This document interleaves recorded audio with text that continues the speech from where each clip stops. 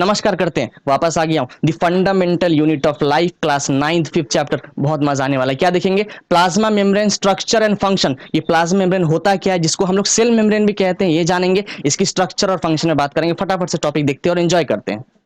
अब देखो, plasma membrane, जो हमने पिछले लेक्चर में सेल की बात करी थी, सेल होता क्या है? सेल की जो आउटर मोस्ट कवरिंग होती है, बाहर से एक लेयर लगा होता है, उसको बोलते हैं प्लाज्मा मेम्ब्रेन। आप यहाँ पे देख पा रहे होगे, ये देखो।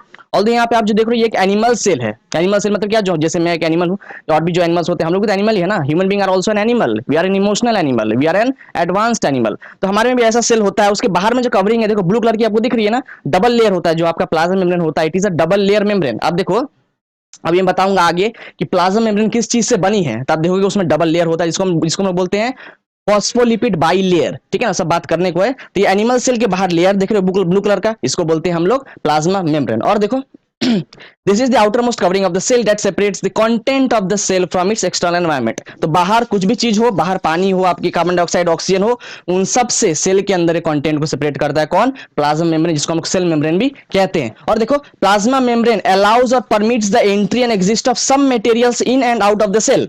अब ये जो प्लाज्मा मेम्ब्रेन होता है ना, ये बहुत होशियार है। कैसे?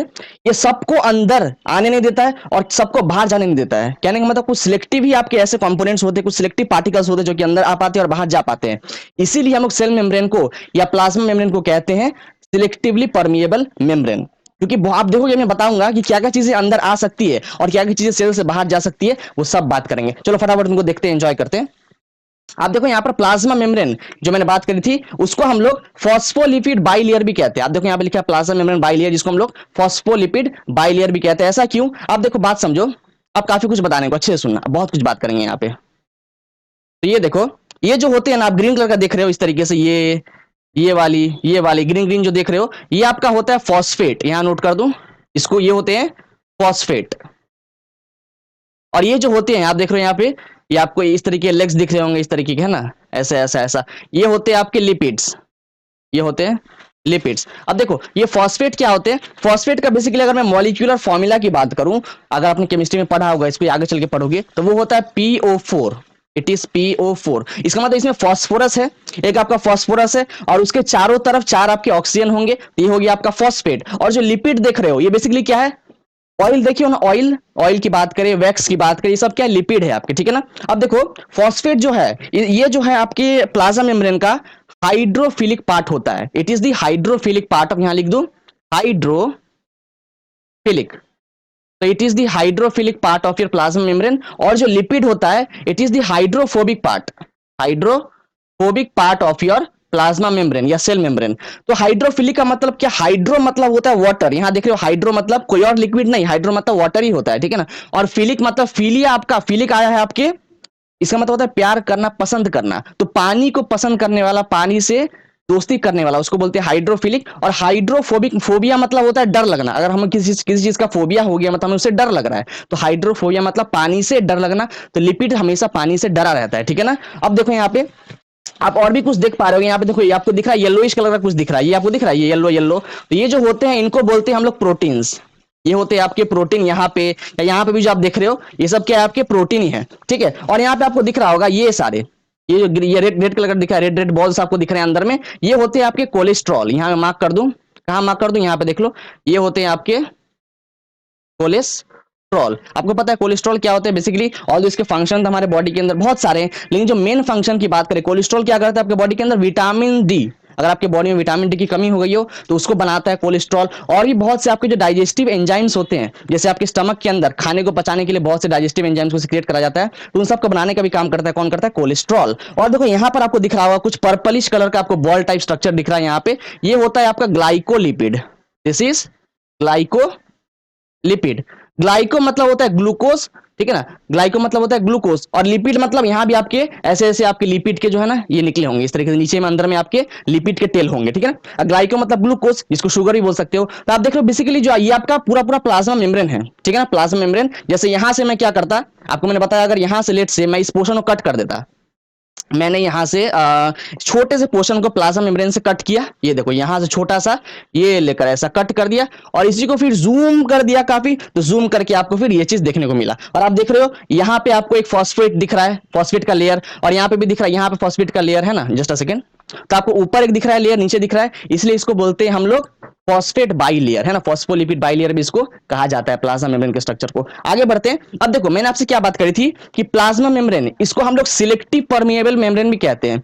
ये एक ऐसा मेम्ब्रेन है जो कुछ ही सिलेक्टिव चीजों को अंदर आने देता है और कुछ ही सिलेक्टिव चीजों को बाहर जाने देता है। अब देखते हैं कि कौन सी चीजें जो अंदर आती है और कौन सी बाहर जाती है, समझते हैं उनको। देखो इसको समझने के लिए आप देखो, देखो एक चीज तो आपको दिख रहा है कि प्लाज्मा मेम्ब्रेन जो है उसमें फॉस्फेट्स के बीच में देखो आपको स्पेस दिख रहा है ना, अगर आप देख पा रहोगे तो बीच बीच में आपको जो इन बॉल्स के बीच में, फॉस्फेट्स के बीच में, लिपिड्स के बीच में आपको स्पेस दिख रहा है। इन्हीं स्पेस के अंदर मतलब या तो प्लाज्मा मेम्ब्रेन के अंदर किसी सराउंडिंग से कोई चीज अंदर घुस जाए या प्लाज्मा मेम्ब्रेन से बाहर निकल जाए। अब अंदर या बाहर बेसिकली क्या जाते हैं, आपने अगर देखा प्लाज्मा मेम्ब्रेन, जैसे हम बात करें आपको कहां का देखने को मिल सकता है, ये आपका एनिमल सेल आपने देखा अभी, साथ साथ एक प्लांट सेल भी होता है।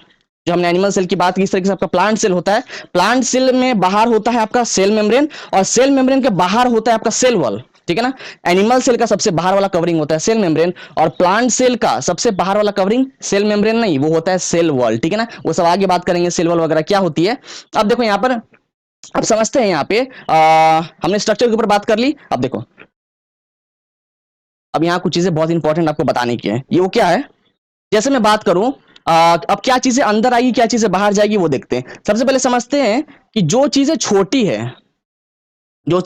है और वो पोलर है, तो कहने का मतलब जो मॉलिक्यूल पोलर है, पोलर मॉलिक्यूल कैसे होते हैं, जैसे मैं एग्जांपल लूं आपका वाटर का H2O, H2O आपका पोलर है। ऐसा क्यों, अगर आप देखो H2O में ये आपका वाटर है, वाटर मॉलिक्यूल H2O का, तो इसमें आपके एक ऑक्सीजन है इस तरीके से और दो आपके हाइड्रोजन है, ये आपके क्या है, दो हाइड्रोजन है, ठीक है ना, और एक आपका क्या है ऑक्सीजन है, इस तरीके से ऑक्सीजन आपको दिख रहा होगा ऑक्सीजन है। अब देखो क्या है, अगर बात करें तो हाइड्रोजन के पास अपना एक इलेक्ट्रॉन होगा, है ना, इसके पास एक इलेक्ट्रॉन होगा, इसके पास इलेक्ट्रॉन होगा, और जो ये ऑक्सीजन है इसके पास आपको पता है कि कितने होते हैं, 8 इलेक्ट्रॉन्स होते हैं। तो होगा क्या, ऑक्सीजन ज्यादा इलेक्ट्रोनेगेटिव होता है। इलेक्ट्रोनेगेटिव मतलब क्या, इलेक्ट्रॉन खींचने की ताकत उसकी हाइड्रोजन से ज्यादा है, तो वो क्या करेगा, इलेक्ट्रॉन्स जो है ना हाइड्रोजन से खींचेगा, खींचेगा मतलब एक तरीके से शेयर करेगा। तो जब शेयर करेगा इलेक्ट्रॉन्स को, तो इसके पास जो इलेक्ट्रॉन्स होंगे वो यहाँ शिफ्ट कर जाएंगे इसके पास और यहाँ आ जाएंगे, और इसके पास जो इलेक्ट्रॉन होंगे वो थोड़ा शिफ्ट करके इसके पास आ जाएंगे, ठीक है।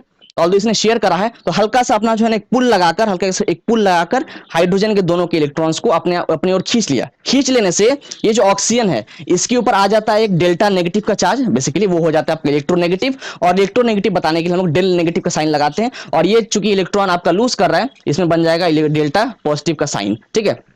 अब ऐसे मॉलिक्यूल्स जिसमें क्या है आपका इलेक्ट्रॉन शिफ्ट करे, है ना, एक एटम से दूसरे एटम में वो पुल कर रहा है इलेक्ट्रॉन को, तो ऐसे मॉलिक्यूल को हम बोलते हैं पोलर मॉलिक्यूल। इसका ऑपोजिट होता है आपका नॉन पोलर मॉलिक्यूल। जैसे एग्जांपल में दूं नॉन पोलर का, जैसे आपका लेट से ऑक्सीजन हो गया, या आपका लेट से हाइड्रोजन हो गया, है ना, O2 हो गया या H2 हो गया, या आपका लेट से क्लोरीन हो गया। तो अगर इनकी बात करें तो O2 में क्या है आपके, O2 मतलब दो ऑक्सीजन, एक ऑक्सीजन यहाँ एक ऑक्सीजन यहाँ, दो चिपके हुए हैं।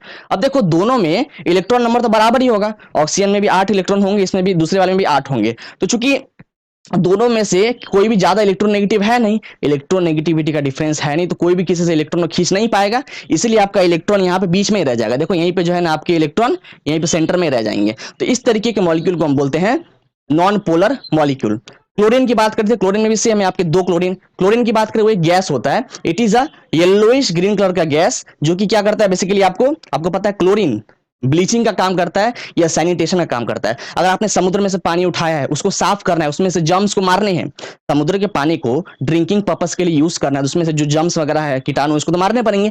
मारने के लिए हम करते हैं क्लोरीनेशन, उसमें क्लोरीन डाल देते हैं तो जर्म्स वगैरह मर जाते हैं, ठीक है ना। तो आपको तो ये चीज पता ही होगा, ऑल्दो नहीं पता तो हमने बता दिया, ठीक है।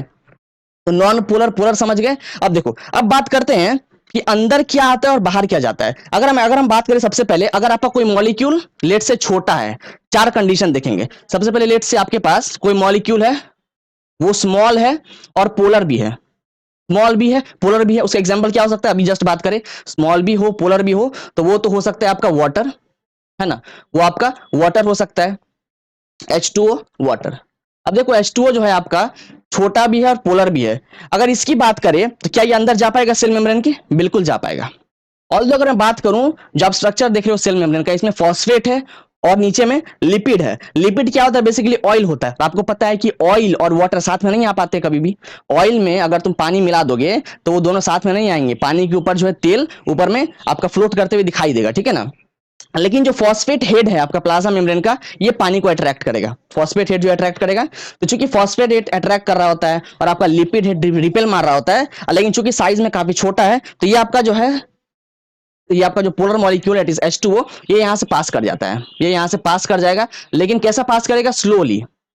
इसका मूवमेंट जो होगा, मतलब बाहर से अंदर, एक्सटर्नल एनवायरनमेंट से सेल मेम्ब्रेन के अंदर ये पास करेगा, धीमे धीमे करके पास करेगा, ठीक है ना। अब दूसरा कंडीशन लेते हैं कि आपके पास लेट से कोई एक मॉलिक्यूल है, वो स्मॉल है और साथ साथ नॉन पोलर है, स्मॉल है साथ साथ नॉन पोलर है। एग्जांपल इसका देख लिए, एग्जांपल जैसा हो सकता है आपका O2 हो जाए या CO2 हो जाए, ठीक है ना। O2 या CO2 इसकी बात करें तो देखो, आपको पता है कि सेल आपकी, अगर बात करूं सेल की, चाहे एनिमल सेल हो या प्लांट सेल हो या इनफैक्ट बैक्टीरियल सेल, आपको पता है जो बैक्टीरिया के सेल वॉल जो बैक्टीरिया होता है, उसके भी बाहर आपका सेल मेम्ब्रेन, प्लाज्मा मेम्ब्रेन होता है, बिल्कुल होता है, ठीक है ना।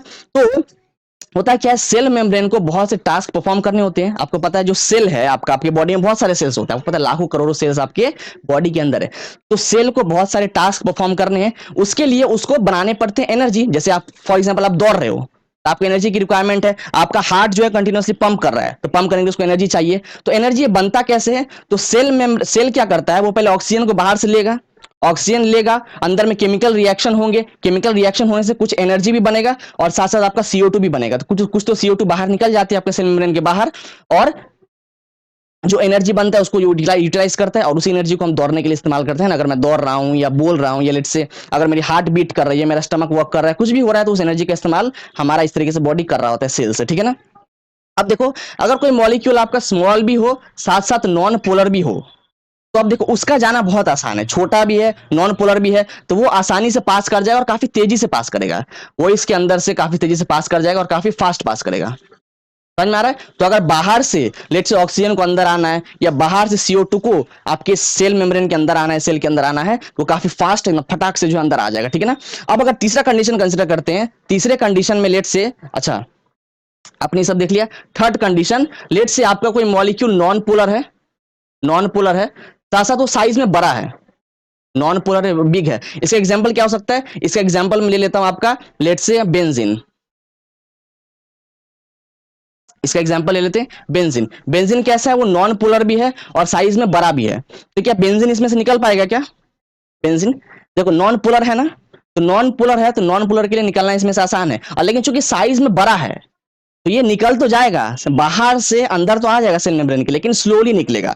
ये क्या है? अंदर से पास करेंगे, लेकिन ये देखो काफी स्लोली पास करेगा, ऐसा ऐसा काफी स्लोली बाहर से अंदर आएंगे। तो आपने क्या देखा था, अगर नॉन पोलर मॉलिक्यूल साइज में छोटा हो तो काफी तेजी से पास कर जाता है, लेकिन अगर नॉन पोलर मॉलिक्यूल साइज में बड़े हो तो वो धीमे धीमे करके पास करते हैं। देखो बड़े का ये मतलब नहीं कि बहुत ज्यादा बड़े हैं, बड़े मतलब कंपेरेटिवली आपके जो स्मॉल पोलर मॉलिक्यूल है उससे थोड़े से बड़े होंगे, ज्यादा बड़े नहीं, थोड़े से बड़े होंगे, बहुत ज्यादा बड़े की बात नहीं करें। अगर बहुत ज्यादा पार्टिकल बड़ा होगी तब तो वो आपके सेल मेम्ब्रेन से पास कर ही नहीं सकता, चाहे वो आपका पोलर हो या नॉन पोलर हो, बहुत ज्यादा साइज से बड़ा हो तो पास कर ही नहीं पाएगा, ठीक है ना।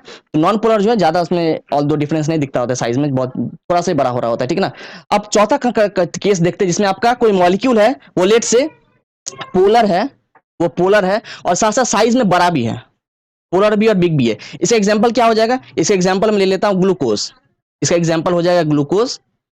ग्लूकोज की फॉर्मूला क्या होती है? C6H12O6। तो ग्लूकोज में आपके 6 कार्बन होते हैं, 12 हाइड्रोजन होते हैं और 6 आपके ऑक्सीजन होते हैं। ग्लूकोज बेसिकली क्या? शुगर। ग्लूकोज आपका शुगर ही तो होता है, ठीक है ना। तो ग्लूकोज की बात करें तो ये आपका पोलर मॉलिक्यूल है और साथ साथ बड़ा भी है। अब देखो जो मॉलिक्यूल साइज में बड़े हैं और पोलर है, उनके लिए निकलना इम्पॉसिबल है, स्लोली भी पास नहीं करेंगे, वो पास कर ही नहीं पाएंगे। क्यों? क्योंकि जो नॉन पोलर, आपका जो पोलर मॉलिक्यूल और जो साइज में बड़ा है, उसको क्या करेगा, आपका जो लिपिड पार्ट है, आपका जो यहाँ का लिपिड पार्ट है, जो टेल पार्ट है, वो उसको बहुत ज्यादा ही रिपेल करेगा। क्या करेगा? बहुत ज्यादा रिपेल करेगा, इसी कारण वो अंदर पास नहीं कर पाएगा। तो आपने क्या देखा, आपका अगर पोलर मॉलिक्यूल छोटा हो, या आपका पोलर मॉलिक्यूल बड़ा हो, या आपका नॉन पोलर मॉलिक्यूल छोटा हो, ये तीनों तो पास कर सकते हैं, और तो स्पीड का अंतर है, ऑल तो पास तो कर सकते हैं स्पीड का अंदर थोड़ा बहुत। लेकिन अगर पोलर मॉलिक्यूल बड़ा हुआ जैसे ग्लूकोज, तो वो बिल्कुल भी पास नहीं कर पाएगा। ये थर्ड केस था। एक और केस लेते हैं चार्ज का।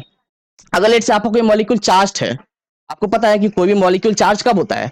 जब या तो वो इलेक्ट्रॉन लूज करे या इलेक्ट्रॉन गेन करे। अगर कोई सा भी एटम या कोई सा भी मॉलिक्यूल अगर अपने अंदर से इलेक्ट्रॉन को बाहर निकालता है या अपने अंदर इलेक्ट्रॉन को लेता है बाहर से, तो वो चार्ज हो जाता है। अगर इलेक्ट्रॉन को अंदर ले तो हो जाता है नेगेटिवली चार्ज, जिसको बोलते हैं अनायन। और अगर कोई एटम या मॉलिक्यूल अपने अंदर से इलेक्ट्रॉन को बाहर निकाले तो बन जाता है पॉजिटिव चार्ज, जिसको हम लोग कटायन भी बोलते हैं, ठीक है ना। तो लेट से फॉर एग्जांपल आपके पास यहाँ पे लेट से Na प्लस है, सोडियम, सोडियम की बात करते हैं आपका Na प्लस, ये कटायन है। या बात करें क्लोरीन की, Cl माइनस। आपको पता है आपका नमक जो होता है ना, नमक, उसका फॉर्मूला होता है NaCl, सोडियम क्लोराइड बोलते हैं उसको। जब उसको पानी में डालती हो ना तो नमक आपका टूट जाता है Na प्लस और Cl माइनस में। बिल्कुल, ये जो Na प्लस और Cl माइनस देख रहे हो ये आपका नमक ही है, पानी में डालने के बाद ये आयंस बन गए, टूट गए हैं Na प्लस और Cl माइनस में। अब देखो ये आपके चूंकि चार्ज पार्टिकल है तो चार्ज पार्टिकल क्या निकल पाएंगे क्या? नहीं, चार्ज पार्टिकल के लिए निकलना मुश्किल है, बिल्कुल वो निकल नहीं पाते हैं। लेकिन एक तरीका है चार्ज पार्टिकल को आपके सेल मेम्ब्रेन से या फॉस्फोबाइलिपिड लेयर से पास करा दे।